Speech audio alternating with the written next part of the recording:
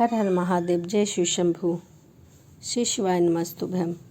शिव पुराण की कथा अध्याय 44 और 45।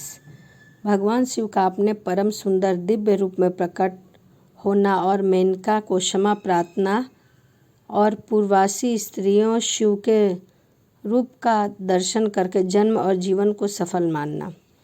ब्रह्मा जी कहते हैं, नारद, इसी समय भगवान विष्णु से प्रेरित हो तुम शीघ्र ही भगवान शंकर को अनुकूल बनने के लिए उनके निकट गए। वहां जाकर देवताओं का कार्य सिद्ध करने की इच्छा से नाना प्रकार के स्रोतों द्वारा तुमने रुद्रदेव को संतुष्ट किया।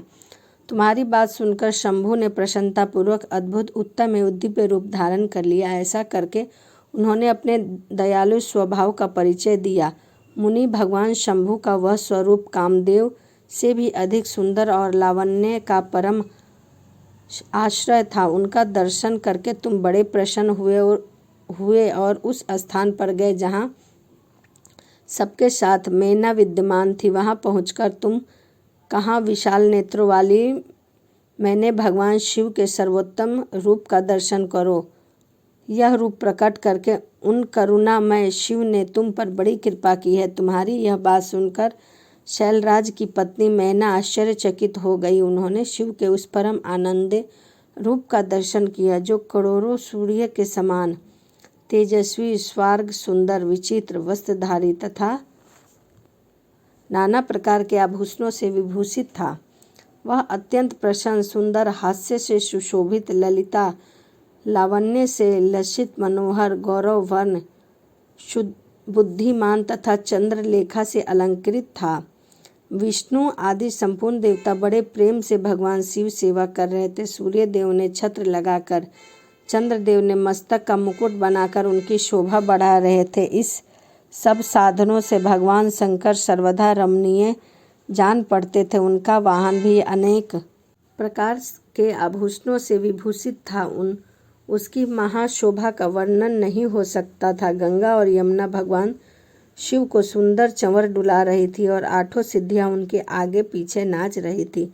उस समय वो भगवान विष्णु तथा इंद्र आदि देवता अपने अपने वेश को भली भांति विभूषित करके पर्वतवासी भगवान शिव के साथ चले गए। नाना रूपधारी शिव के गण खूब सज धजकर अत्यंत आनंदित होकर शिव के आगे चल रहे थे। सिद्ध उपदेवता, समस्त मुनि तथा अन्य सब लोग भी महान सुखों का अनुभव करते हुए अत्यंत प्रसन्नतापूर्वक शिव के साथ यात्रा कर रहे थे। इसी प्रकार देवता आदि सब लोग विवाह देखने के लिए उत्सुक और खूब सज धजकर अपनी पत्नियों के साथ परब्रह्मा शिव का यशोगान करते हुए जा रहे थे। विश्वासु आदि गंधर्व अप्सराओं के साथ हो शंकर जी के उत्तम यश गान करते हुए उनके आगे आगे चल रहे थे। मुनि श्रेष्ठ महेश्वर शैलराज के द्वापर पधारते समय इस प्रकार नाना प्रकार का महानु उत्सव हो रहा था।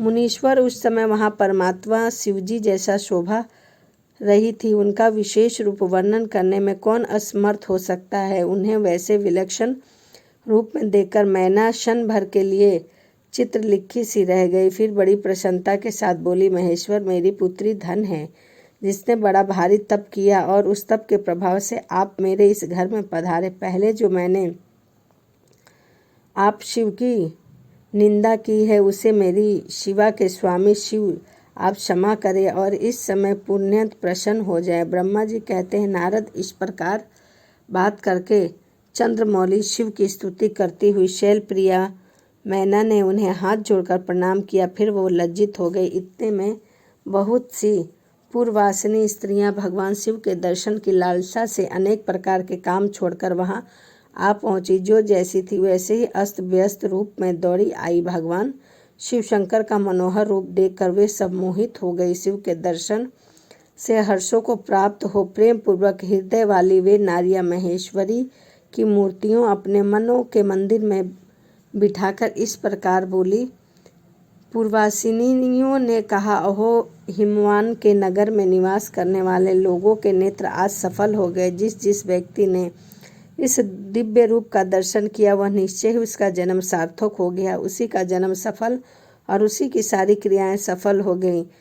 जिसने संपूर्ण पापों का नाश करने वाले साक्षात शिव के दर्शन किए। पार्वती जी ने शिव के लिए जो तप किया उसके द्वारा उन्हें अपना सारा मनोरथ सिद्ध कर लिया। शिव को पति के रूप में पाकर वे शिवा धन्य और कृतकृत्याद हो गई।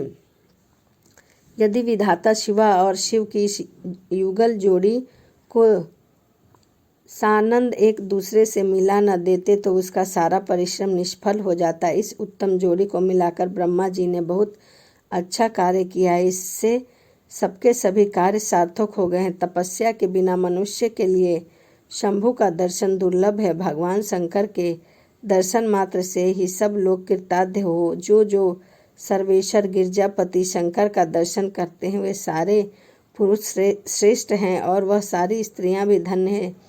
इसके पश्चात ब्रह्मा जी कहते हैं, नारद ऐसी बात कहकर उन स्त्रियों ने चंदन और अक्षत से शिव का पूजन किया और बड़े आदर से उनके ऊपर खीलों की वर्षा की। वे सब स्त्रियां मैना के साथ उत्सुक होकर खड़ी रही और मैना तब गिरिराज के भूरी भाग्य की सराहना करती रही। मुनि स्त्रियों ने मुख से वैसी शुभ बातें सुनकर विष्णु सब देवताओं के साथ भगवान शिव को बड़ा हर्ष और उल्लास हुआ। इसी के साथ शिव महापुराण की कथा अध्याय 44 और 45 समाप्त होता है। 46वां अध्याय में आपको अगली वीडियो में सुनाऊंगी। तो चलिए इसी के साथ वीडियो समाप्त करते हैं। हर हर महादेव, जय शिव शंभू।